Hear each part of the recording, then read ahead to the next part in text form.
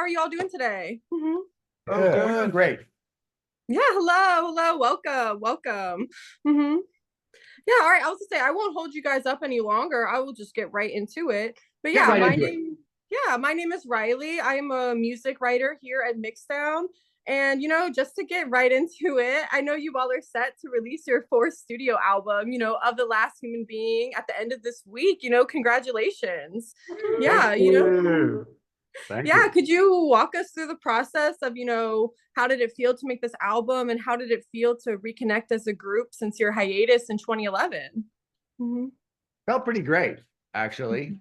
I've been thinking how like we put this band together really carefully. It's not a band that just sort of came together organically. It was like we created the grouping of people. But that happened organically. We were in other bands and we like anything grows. It grew because we grew together because we liked each other and then we wanted to do a special thing. Pretty deliberate. It doesn't mean it wasn't organic. Okay, fine. Organic. But anyway, to finish my point, it's a group of people who really enjoy being in the same room together and working on music. It doesn't feel like we have to get together and there's no like, oh, I have to be with that guy again. Like a lot of reunions, I think, are full of band animosities, and it was.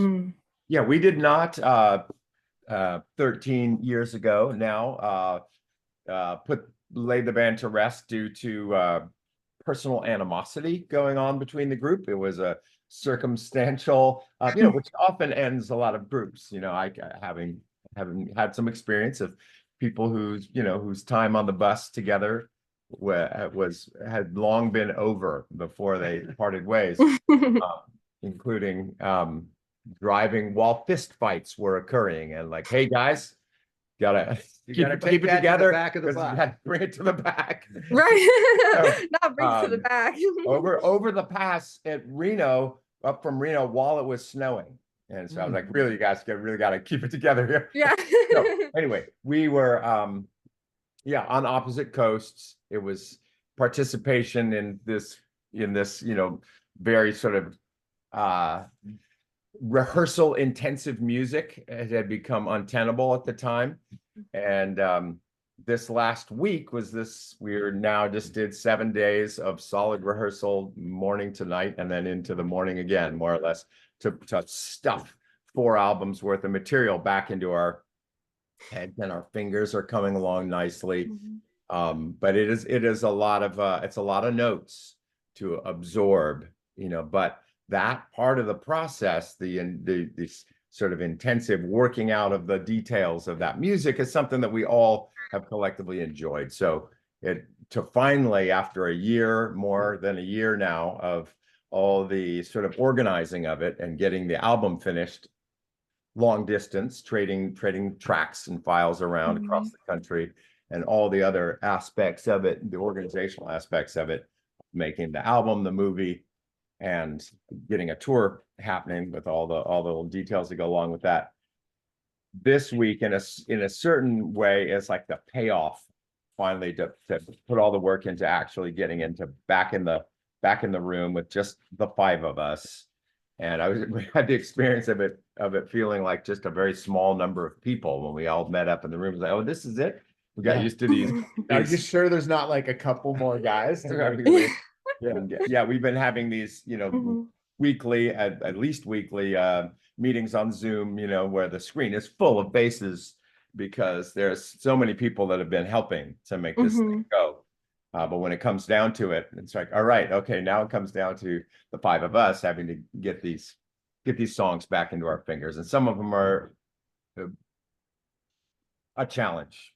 But they're all good songs. I still like all the songs. I stand by them. Yeah, no, I gave it a listen. I really loved the album. It was amazing. Yeah, I got to get a firsthand listen, which was great. Oh, great. But yeah, Wow. no, that's wonderful too. Hearing that you guys are so happy to be working together. I do feel like that's pretty special in reunions, that people are genuinely coming together because they love each other, and want to continue making art together as a group. But yeah, is there anything in reunion? Yeah, the rapport is very strong, and we never really intended to not play again. It was just a matter of these enormous kind of logistical challenges that took 13 years to like overcome, basically. Well, the three of us right here all have continued in a group called Free Salamander Exhibit since then. And then Carla and Matthias continued on the East Coast with their Rabbit Radio project.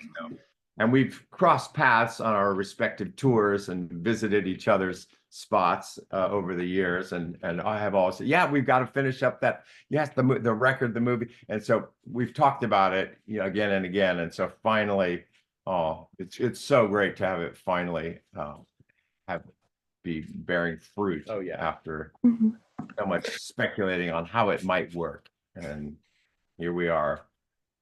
Yeah, no, that's amazing. Is there anything in particular, you're most excited for your listeners to hear, or are you just more happy to be back and happy to get these out there in the world? Such a long time in the making. Well, it's certainly going to be exciting to share some of the stuff, the new material, some things that haven't been done before. But boy, I have to say, taking such a long break on the old material, that also feels to me now just as exciting to be able to look back into the catalog and to revisit things. Feels very fresh. And of course, time and change and equipment and gear and all the arrangements have had to be remade in a way. So it all feels pretty fresh. Yeah. Maybe a little too fresh. Whoa. No, that's amazing. Yeah, and when describing the new album, you all mentioned that it integrates, speaking so much about your past work, it integrates sort of the past and present together. You all stated, what time, a better time to bring the apocalypse instead of right now. Can you elaborate on that statement? What does the release of this album signify for Sleepytime Gorilla Museum? And, what's the message that you're trying to convey to the world right now? Well, yeah, sorry, I know it's kind of a lot of parts, so we can break it down if we need. Yeah, no. Well, I mean, the most blunt and simple message is just art. Art and community, survival through a collective, independent collaborations for psychic survival, and being able to have community that can reach across the country and around the world. After this, of course, this time period where nobody was there, communities got very small for a few years there, necessarily in a way, and so to have it become this once again, very, very much people getting together in a room, the way a tour can be in a fairly extreme way, different. It's pretty amazing to be reminded of what life, to have been reminded of what life would be like without that as. Yeah, I feel like it does really give you some fresh eyes and a new gratefulness that I feel like a lot of people didn't have before for the life that we took so for granted. Yeah. Yeah. And I know time that life got really small, it also got really connective in a the ether was all kinds, the networking possibilities of our technologies allowed everyone to kind of connect in whole other ways. And so it's, I don't know, I guess we have like one foot in, this whole thing wouldn't be possible in the way we've been doing it without the ability to have Zoom meetings and to reach out in various ways to, other musicians and musical creative communities around the country, which is kind of what we're doing in this tour. But also then just being in the room banging on wooden things with strings and sticks is you can't replace that. Yeah, and no, it is interesting, especially I was thinking that earlier when you were talking about how, you were working on this album with so many guys being bi-coastal. Yeah, it is interesting because I feel like that wouldn't have even been possible before, or it would have been, so much more harder to do it before. So yeah, it's interesting to see how, there is both sides and how everything does kind of come together. Mm-hmm. But yeah, so following, in the steps of your earlier work, Of the Last Human Being is still incredibly progressive, blending elements of metal and experimental rock with, chamber music and compositions. How do you all manage to constantly push the boundaries in your music? Is it something that you think is a natural attribute to, you guys and how the band is? I think the best way to push the boundaries is just to dissolve them and ignore them altogether. Mm-hmm. And do use the musical tools that answer the current creative question, and then let people who need to write about it, like you, and who need to like actually be able to convey it to, and to get someone excited to listen to it, then try to figure out what it's called now. Yeah, I mean, we're all giving you the hard job, right? All Thank you. As are a lot of people. We're all we're all huge fans of music. And huge fans of many different kinds of music. And right at the inception of the band, we were have always been determined not to let a genre stylistic element sort of put about a border around anything that we do. If we like a certain kind of music, we're willing to let it seep into our own writing, however that might be. And yeah, sometimes you surprise yourself, like, yeah, I can't believe we're writing a song like this. Okay, well, let's see where but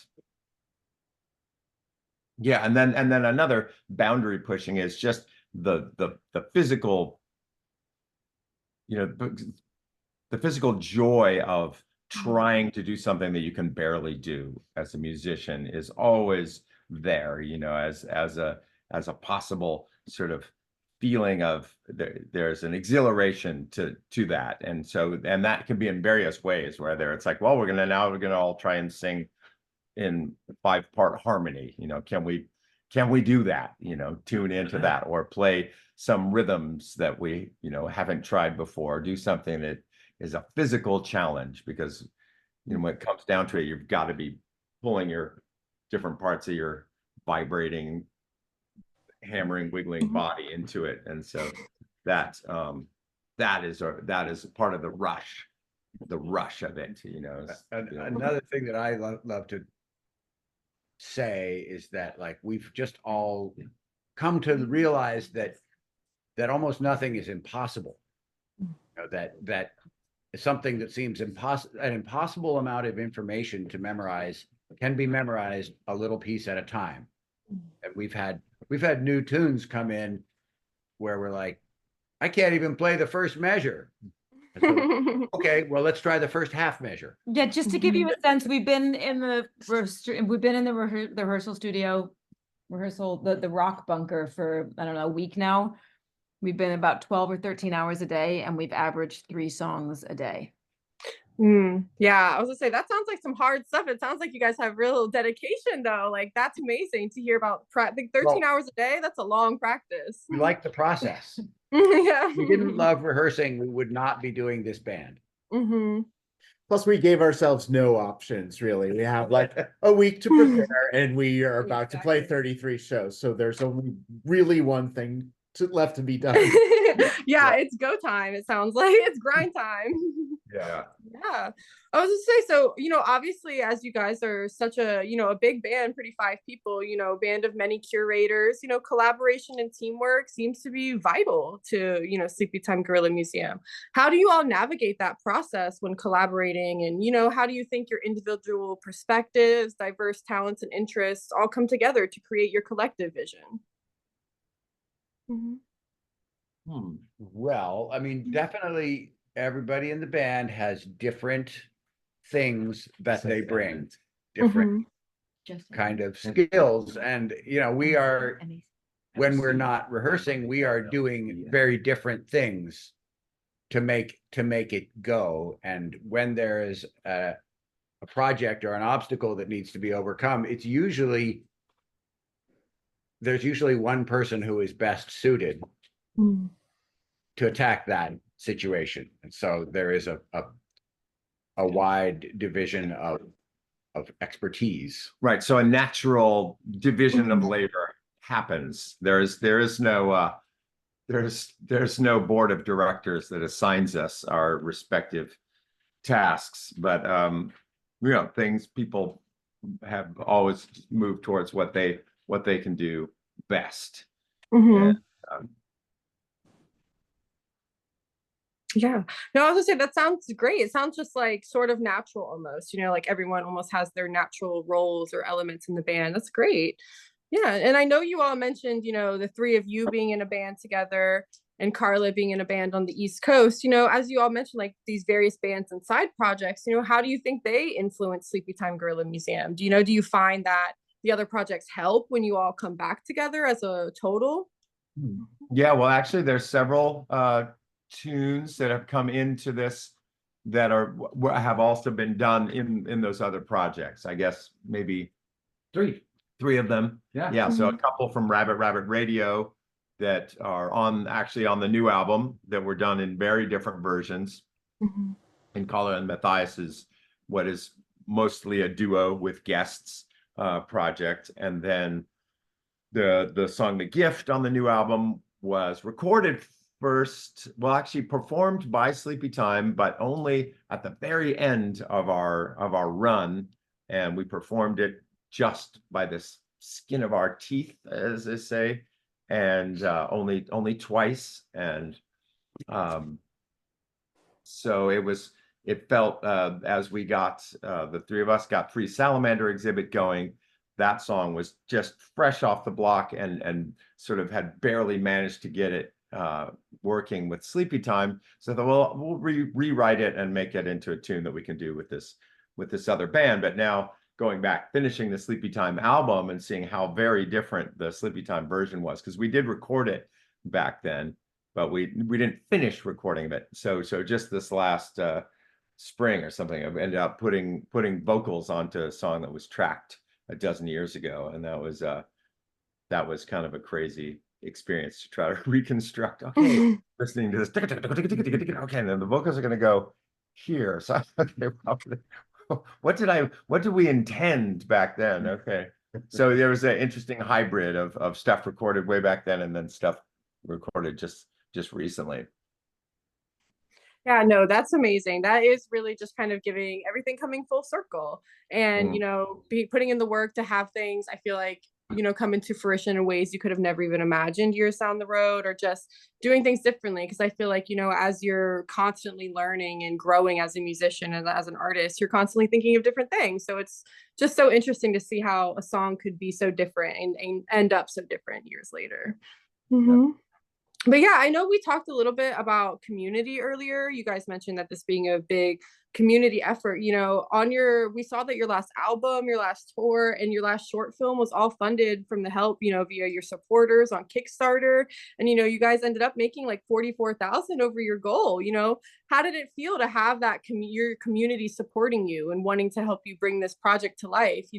What was it like to have that level of trust and in the community respected and reciprocated for you guys? Well, it's a lot of validation. It's also a lot of pressure. I mean, it reminds us, it was a real tangible reminder that we exist not in a vacuum, but in an ecosystem.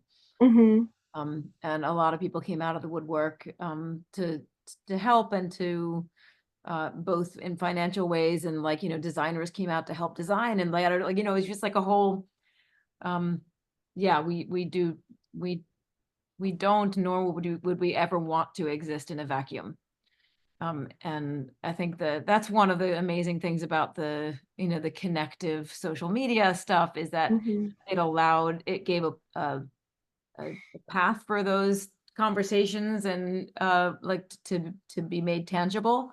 So all kinds of people reached out in the really direct personal ways, and yeah, so I guess it felt like, not to get really cheesy, but here I am getting really cheesy. It felt like, here I am, ready? Like, like in the desert when it just looks like nothing's growing, right? It looks like it's like, ooh, this is all dead. And then like the rainfall comes once every however long, and all of a sudden everything blossoms and it's like an explosion of color. And that's kind of what it felt like a little bit. Yeah, we're filling out these membership cards for the Kickstarter backers right now. And basically almost every name that I've been filling out is like, oh, I know this person and this person and that. So many of them. Yeah. Oh, those are so cool. Yeah. Glossy. Yeah, no, that's cool. And that's amazing. Yeah, I feel like oh, that's perfect. I mean, yeah, on, and I feel on like a more negative note. Oh, let's bring it. Come on, yeah. Let's keep it we coming. have to have our ups and downs. Bring us down. I mean, the fact of this Kickstarter campaign sort of underscores the brokenness of the music economy. Like the fact that we couldn't really like have done all this stuff without it. You know, it required just people to give us gifts. Like there's no mechanism by which we can actually make enough money doing this to survive. We required the gift economy. Although what we were trying to do here, my job is to be the optimist.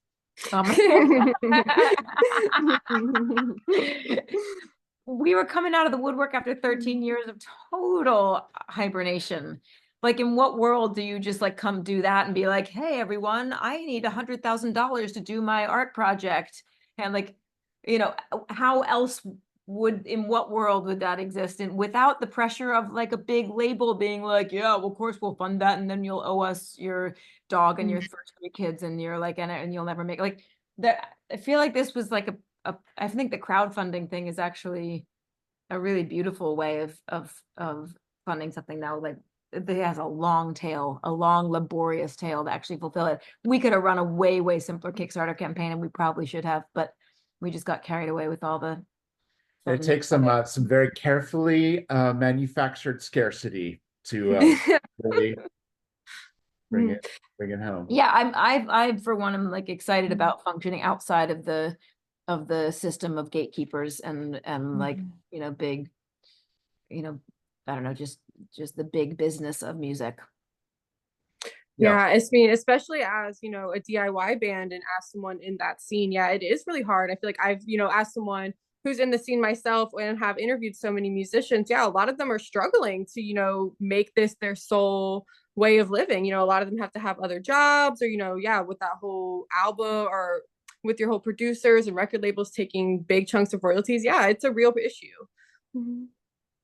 Yeah, we all have other jobs and other ways of like, putting our lives together, right? This is a moment where we're trying our best to focus entirely on this, but even that, like, I'm getting up at 6 a.m. to do my teaching on the East Coast here in California, and have like, so we're all, we all have ups and downs of financial reward and lack of, and stability and lack of, and yeah, it definitely does attest to, I feel like, the state of the music industry, but it must be such a validating experience to have people so waiting and willing and wanting you guys to come back and wanting to hear more and wanting to see tours, all of that. It is definitely that flip side of the coin, Yeah, that the extent to which that excitement we were able to sort of tap into that was a surprise to me.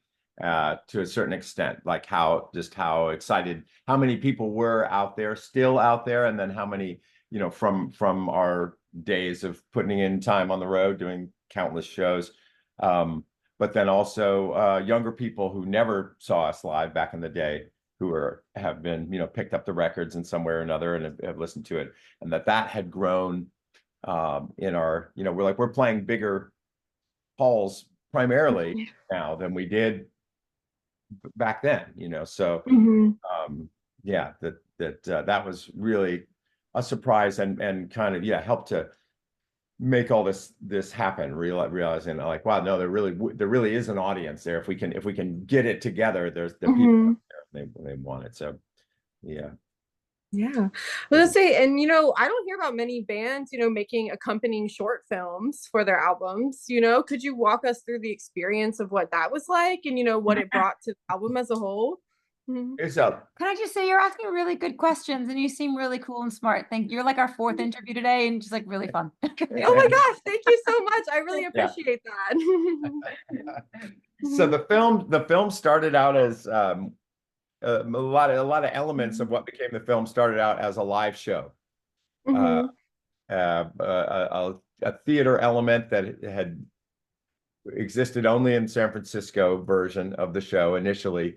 And then we took it on the road with this dancer who we've been working with for many years at that point, prior to the band, in other projects and in his dance theater company called Ink Boat. And Shinichi went on the road with us at various points, bringing his Buto influenced. He's certainly branched out into has influences from lots of things, but the initial sort of impulse came from the Buto dance came out of Japan in the 60s. So working with Shinichi and that dance form often emphasizes sort of dehumanizing the human, taking the human body and trying to use it to get at something else, some other non-living forms or animal forms, or so it has the internal sort of narrative that goes on in that dance form is really a challenge to the human perspective. And so the idea that it was kind of a natural dovetailing of this idea of the last human being. And so in the film and in the present to the human being, he represents this specimen that's been found that is a subject of debate, whether or not it is in fact a human being, whether human beings ever actually existed. So it's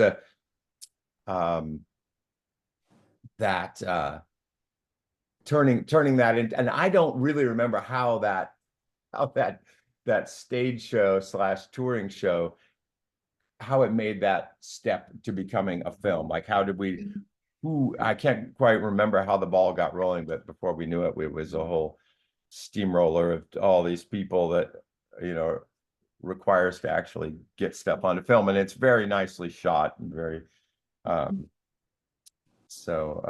once again, by involving people who had connections and friends that they could pull in, there was so much volunteer labor. It was all just friends, but all friends, but many of them were like, oh, well, I work with a film company. I have video. I do set stuff now. And so everybody's kind of combining talents to the film community, which we're not really a part of, being musicians, it's just an amazing kind of thing to behold, where it's all built on these like favors, and like everyone knows like an integral person that can be a part of it, and just to see that all come together seems very improbable, and it's very like awe-inspiring.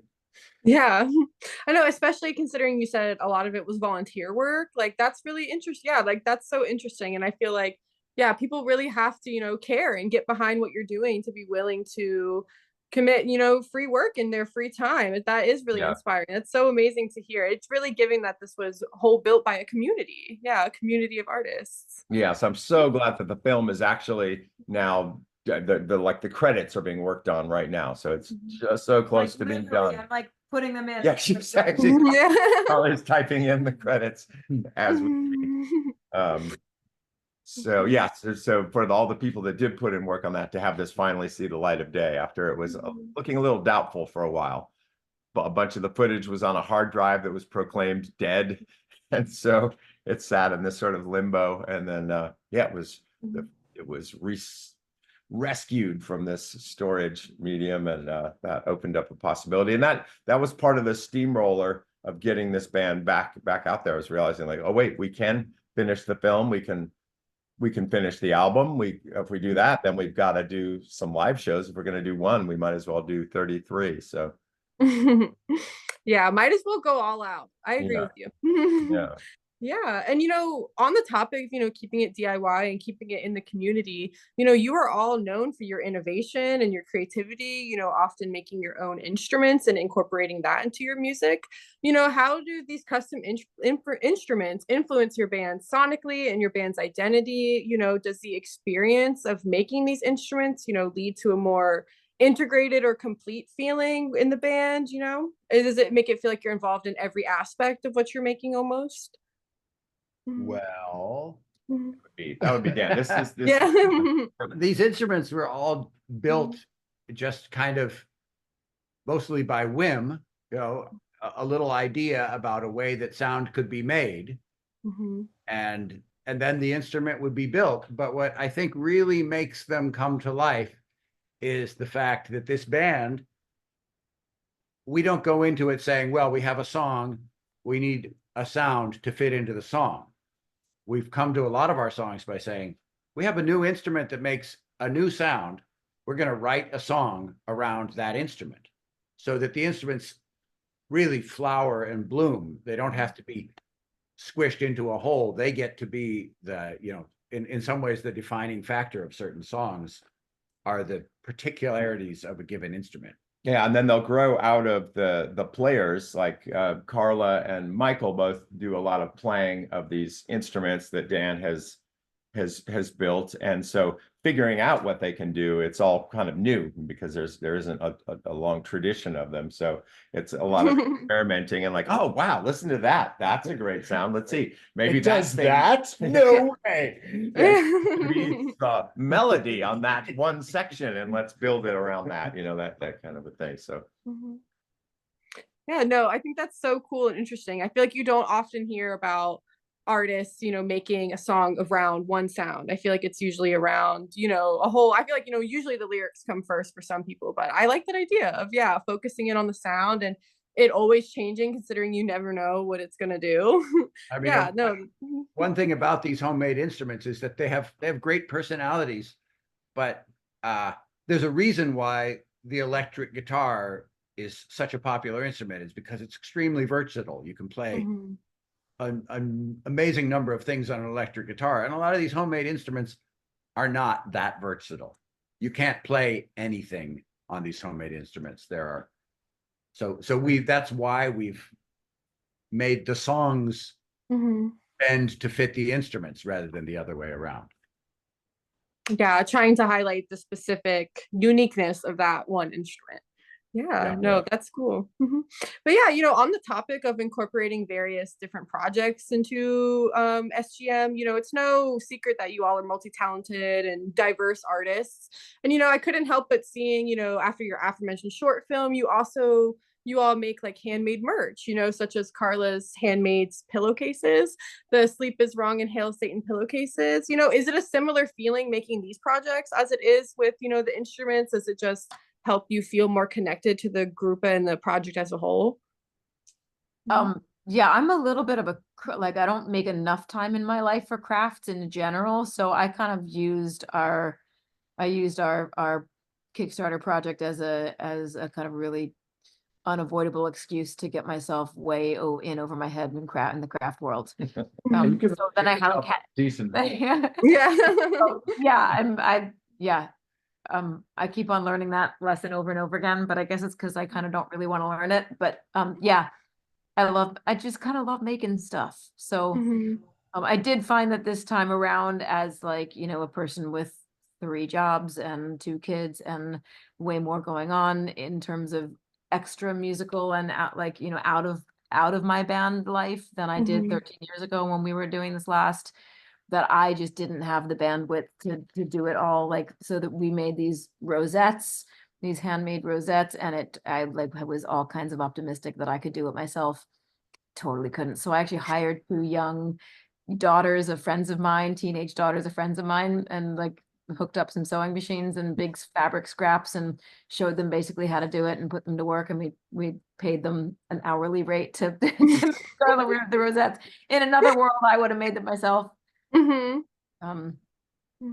So the short answer is yes, for me personally. I love all the weird, the weird ecosystem of stuff. And then nothing, like I said, like then you start making the music and it's like, oh, right, this is why we're doing this. Yeah. But music is, I mean, it has, it's a great platform. The basic fact of going out, bringing a show to a live audience has always been something that we enjoyed. This sort of the platform for introducing extra musical elements, things other than music. So really early on in sort of Idiot Flesh days, we would, like really anything could happen at the shows, you know, and we would be at the last minute pulling friends in, like, here, you wear this cow head on, you know, stand in that corner with these cymbals, and at the right time when somebody comes around the corner, start banging the cymbals together, and you stand up on that balcony. And so we, you know, try to make the show is just an opportunity for sharing all things. And we'd hand out tracts, pamphlets, literature. It's a good, like, music doesn't need to exist in a vacuum of just being about those songs and that sound. It's a whole evening of people coming together in a room, get the audience involved, get various, you know, let's have some math lectures, for instance. We had done at one point, we did a lot of math lectures at the shows. What was the composer? Yeah, Ming Tsao. Ming Tsao. Yeah, our black mathematician Ming Tsao has gone on to become a famous, somewhat famous 20th century, 21st century music composer based in Berlin now. He writes the most impossible music ever. It makes us sound like Stryper. Yeah, exactly. Like all the notes compared to Ming Tsao. And and he is definitely applying black math to his music, and so it's just funny to see that come to fruit. He gave me his dissertation. He got a double doctorate in mathematics and music, and he gave me his dissertation, and I cannot read page 1. Like I know I call thanks thing, but yeah, it immediately goes into, it looks like calculus symbols on the page that I would recognize as music, but theoretically it's about music somehow. Anyway, yes, music can tie into all it naturally ties into all kinds of things. And if you know, it's like a container. Yeah, it's a container that we can add all kinds of people and energies, and that like there was a definite inspiration looking back in, well, certainly vaudeville, you know, the history of that could be anything, could come onto the stage. What is your act? You got 2 minutes. Let you know. And looking at very, you know, our early sort of inspirations, the early 20th century sort of avant-garde, the Dadaists and the Futurists and the Surrealists, and all those folks were putting on event evenings that were where there might be some music involved, but there might be all kinds of other things involved, and certainly costumes and manifestos. And so that ethos of that definitely was already something we were steeped in as we formed this band. Yeah, I was gonna say that, and, you know, bringing it back to the film, or just like even your concerts, like I feel like it does all go back to this idea of, you know, music being as like a living art almost, or just like, you know, it's this thing that can incorporate so many other like elements to the art, or just so many other elements that come into music. And I feel like touching on, you know, the whole performance art of it all, I feel like it does really show how it is a performance, and it is something that takes a whole community to make, and a whole community to inspire, and how it is all connected. I think we all have to kind of remember that we're in this soup of like a culture that celebrates the buying of stuff, like the consumerism, and that music functions, you know, the system of how we share music and buying albums, no one buys albums anymore. So it's but you know, the putting a song out there as a noun it's like a noun verb thing. And I think the more we can all like shift our thinking to have the noun just be like a manifestation of like the bigger picture, which is the community and the conversations and the live shows and the just, you know, the music, the fun and the music and the playing of the music itself every night in a different way.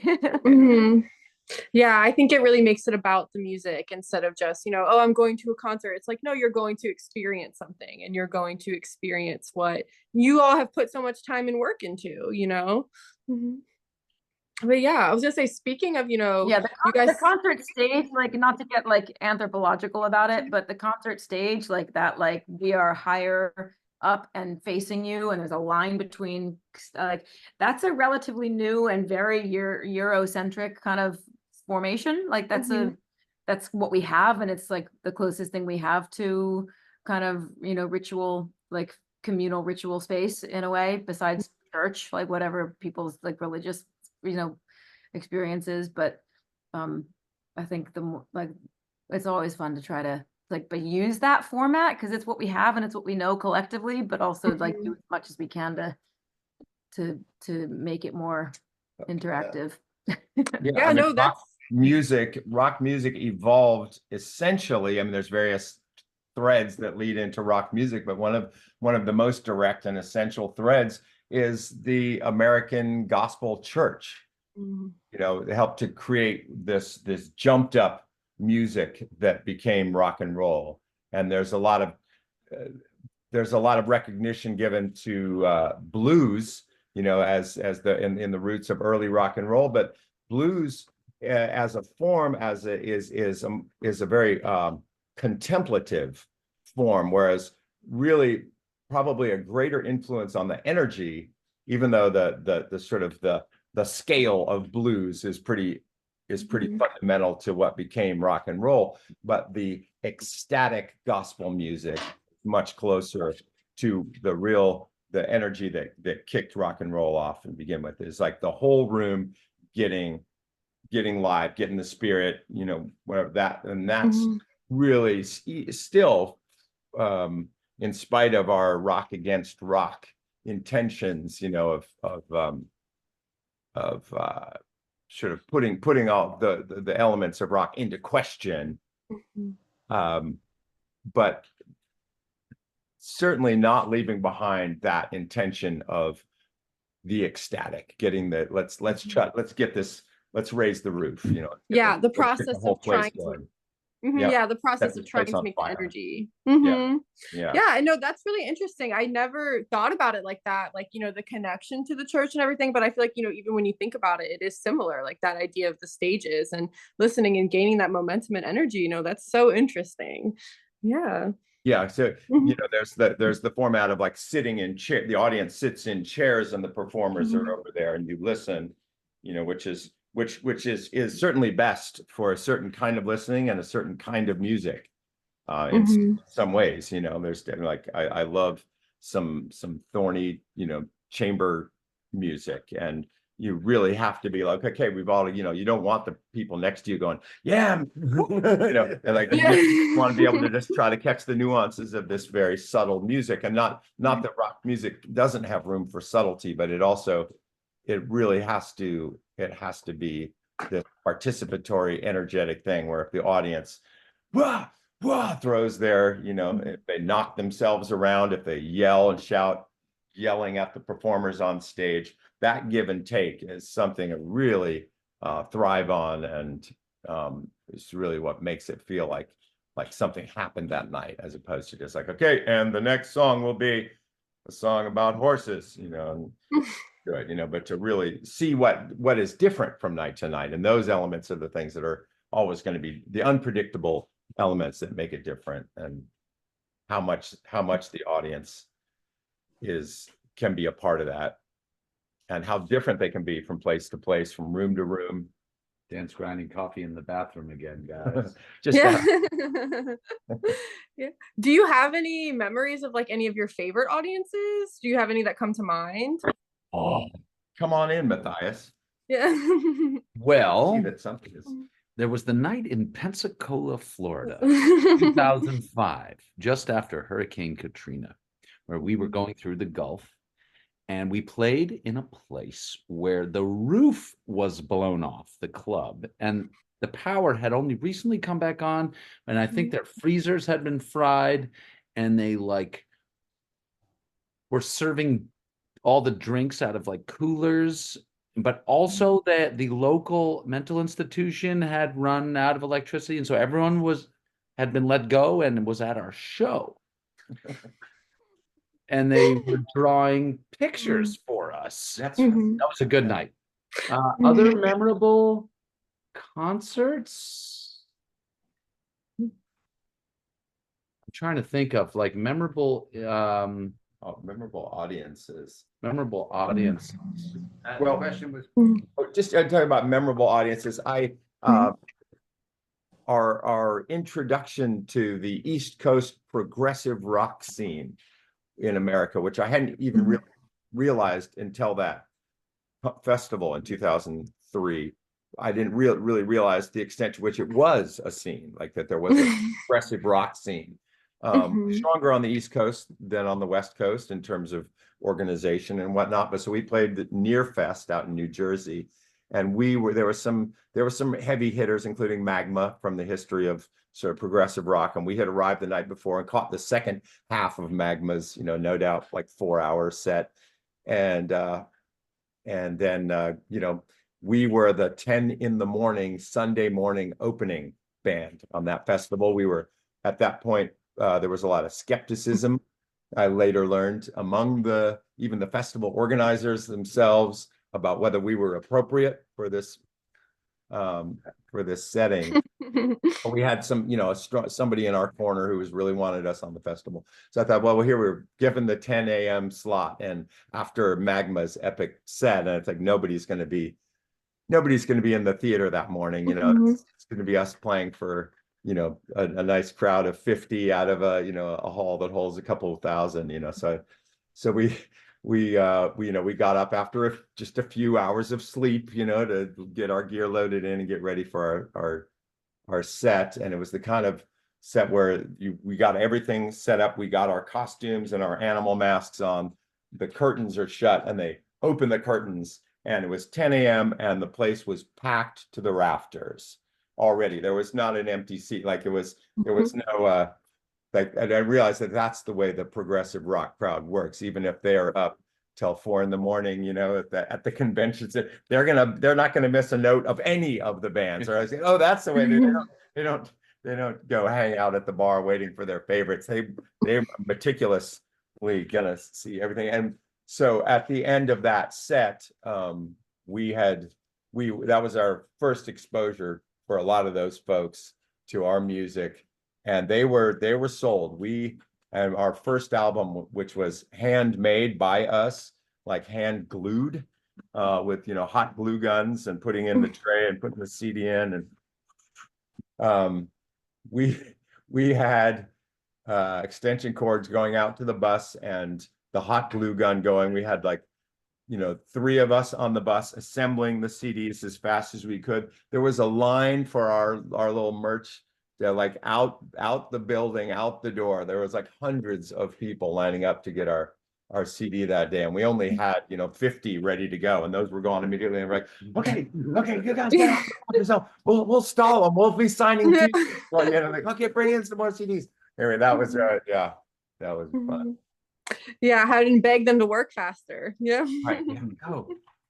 Yeah, no, those are great stories. Yeah, and I feel like especially with the progressive rock crowd, yeah, they're not missing anything. They want to hear it all. That's right. And they want everything signed too. Yeah. Which helped to slow the merch line down. You're like, well, of course, yeah, you got to have your t-shirt signed and the CD signed. Yeah, from everyone. That's right, exactly. Yeah, but I was gonna say, so we spoke a little bit earlier, about your ideas of like futurism and like the philosophical aspects, your music kind of comes to. I want to take it a little bit different and apply these ideas to the music industry as a whole. How are your thoughts on how technology has changed the way the music industry works? So I know we talked about it a little with the act of physically making an album, but I also speaking about these physical experiences. I know Carla once mentioned the idea of a concert with the option of donning VR, but do you guys still have any thoughts about ways you can incorporate technology in unconventional ways? Us specifically, or other projects in general? I mean, either or. Yeah, I think as long as it's made out of wood and felt and foam, that's Sticks. and some sticks. That's about cutting edge as this band's gonna get. We've been into some technology. I had the chance to work Only with just. I had the We're chance to just work with a getting really amazing engineer last year named JP Beatty, who does ambisonic kind of ambisonic speaker arrays and in a live setting. And that was super exciting because it makes the sonic dimensionality so dynamic and pretty viscerally compelling. Yeah, no, I would try it. It seemed really compelling to me. I would definitely try that. Yeah, I mean, I think a lot of the messaging within this band is stubbornly resistant to technology in some ways. You know, it's part of what keeps the magic alive is that it's in some ways primitive, animalistic. So it's fun to have taken a 13-year hiatus and to have tried to make it through some Zoom meetings and things like that. And all the other things that bands who are just getting their feet under them in 2024 are expected to, you know, the language they're expected to speak as digital natives, you know?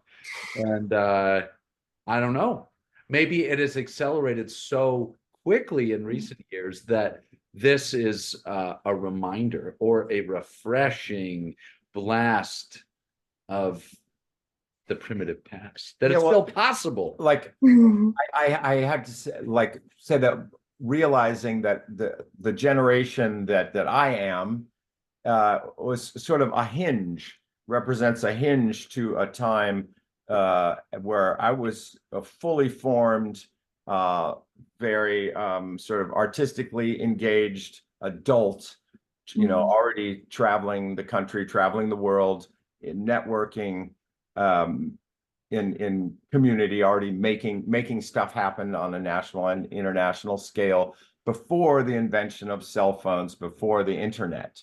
So and that there is, you know, elements of this euphoria around the possibilities that were going to be coming, and as the 90s came along and the internet proved to really expand just as far and much farther than initially expected. And I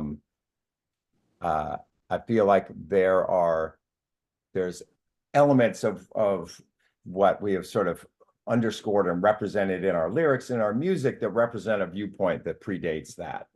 And so I feel like I'm happy to have to you know, be born when I was born and be able to see this hinge that has happened, and to represent, in some ways, represent aspects of the way things were done before this was all possible. You know, people have long, you know, that are so used to having these certain ways of doing things now, have a hard time imagining how it would have been possible to travel the country, travel the world, when you didn't have a telephone. Internet, when you didn't have that as a, but that people have been moving and communicating and organizing things on a large scale for thousands of years. And that, so to not forget the use of these other tools, Paper maps. Right, paper maps, go to copy stores, talking to people face to face. Is there a good restaurant? What's your favorite restaurant here? On the, you know, just stopping people. And I up until I never really have gone to the internet myself much. You know, I have an email, but there's definitely been years where I've checked it. I can count on one hand how many times in a year I've checked my email or even turned on the computer on the internet. So I am not, you know, I am not a digital native, and it's fun to play the devil's advocate, and you know, an element of sort of metal culture, which one of the you know cultures that I have been involved in is dystopian visions, and there's really it's hard to find an easier to grab dystopian vision than that of some kind of techno hell taking over the world. And so that is certainly you know a viewpoint that's fun to play with, because when you need to fuel some of the more aggressive, you know, elements in the music. You need to have some kind of devil in a way, you know, to justify the vocal style. Otherwise, and it's fun to play off against that too, and to do something friendly with that style. But there's a new song on the record that's friendly metal. That's what I would call the new genre. It is, yeah. Nils paying tribute to his oldest friend. No, I'm saying endorphin. Endorphin. Yeah, they're fun metal. They're not friendly metal. They're still talking about like Cheetos and keg sticks. Nils contributed to his oldest friend. Yeah. With the Cookie Monster vocals. Right. And if you listen close, pretty sweet. Yeah. Sounds like a Margaret Wise Brown children's book. Exactly. It's like Totoro. No, that's we're great. drinking coffee here. Would you like? Yeah, no, I do love coffee. As I say, it's a little late for me to have coffee over here. I just have water. Where in America are you? I live in Richmond, Virginia, actually. Oh, yeah. No shit. Oh, wow. Oh, yeah. You're asking about special audience remembrances. Richmond, Virginia definitely stands out. Unforgettable. We played there. This was with Sleepytime on an early tour, and we played there. I don't remember the venue or anything, but there was somebody who was on MTV on a some kind of an early version of like an MTV reality TV show where they just go into people's houses or whatnot. And she was from some show like that, and she was a local gal, and was also a singer-songwriter. And so we were on a double bill with her. She played before us, and the place was packed with her friends, and which is, you know, all well and good, but it was definitely a very different kind of music, kind of a pop music going on. And when she finished and the room was still full, we took the stage and started into, I remember we opened with Sleep Is Wrong. And I remember that by the time we finished the song, and we extended the crazy ending so that it was like a dizzying, spinning circle of confusion. By the time we were done, like people were like lined up to get out of the room. Like people couldn't get out of the room fast enough. By the time we were done with that first song, there was like 8 people left in the room, and they were really into it. Like the 8 people or whatever it was that stayed had so much energy that I mean, it was a great night. It was really fun. We put on we gave it our all. But definitely, that was one of the few times that we really kind of cleared the house. The other like transitional audience was always in Kansas City, Missouri. Oh yeah, right. That would transition into the late night dance party. Right. That always. It'd be like the Kansas City Chiefs and us in drag, all dancing to hip hop at 4 o'clock in the morning, and it was chill. It was great. Yeah. Another thing I'd like to mention, I think this was even before I was in the band, but there's a place there's the only place you can play in San Diego. It's a place called the Casbah. There is no, if you're like James Taylor or Slayer or the Sleepytime Gorilla Museum, you play at the Casbah, which is like the landing path of the airport. And so planes are like landing on the roof of the club. But I think, and tell me if I'm wrong, the first time you guys played there, you were a replacement for a wet t-shirt contest. And everyone came expecting there to be a wet t-shirt contest, but Sleepytime Gorilla Museum. We are sort of a wet t-shirt contest. Anyway, wet blanket.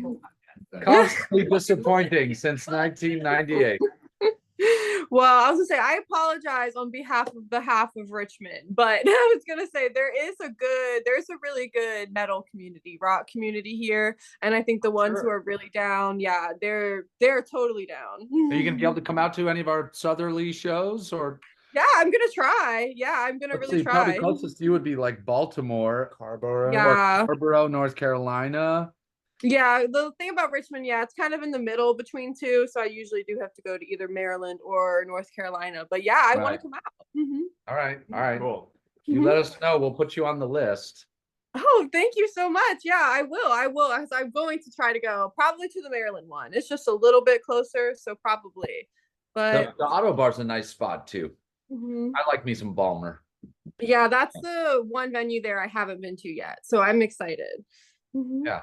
Oh, cool. But yeah, I was gonna say I just have one more for you, and it's perfect because it's speaking of your tour. I just wanted to know if you guys could give us any hints at your upcoming tour. Are there any special plans for this reunion tour that you can give a hint at? Wait. Oh, we have our dancer compatriot who will be on all the shows from Denver to Knoxville. That's a 2-week leg that he's going to be participating with us in. We have a show up in what's the name of the town in Colorado? Estes Park. A pair of shows at the same location where there will be a museum exhibition in between, where we're going to show off artifacts from our past and the past of various other bands. It'll be a whole. It also happens to be where they shot The Shining. Oh yeah, the miniseries The Shining. What? Yes. They did it was film there. The Shining was written there by Stephen King. About that hotel. The movie by Stanley Kubrick was shot in somewhere in Washington, I believe. Wait, but I thought the interior shots of the movie were done at the Stanley Hotel. Those are all in a sound stage because it makes no geographical sense. The Stanley Hotel would allow the shooting to be there. They wanted no part of it. No shit. Anyway, but don't they say it's haunted? Like well, some say it's haunted. Yeah, that's right. Whoa. Some say it's haunted in there. Yeah. Oh, yep, that's it. But no, that seems beautiful. That especially special guest will be Nils's other band, Fawn Fables, which consists of Nils and his wife and his children. They will be joining us for the second half of the tour. My son, who's 10, is joining us for the entire tour, and he did bring his guitar, and there is a pause in our set where he could maybe appear out of a hazer and shred on his 7-string Petrucci, just some big chugs, and then disappear. I think he actually is probably going to hold us to that. Yeah. Anyway, I don't know. It's going to be, there's always some unexpected. There'll be some processions, maybe. There'll be some unexpected monologues, some storytelling while people break strings and otherwise need the audience to be distracted. You never know what's going to happen.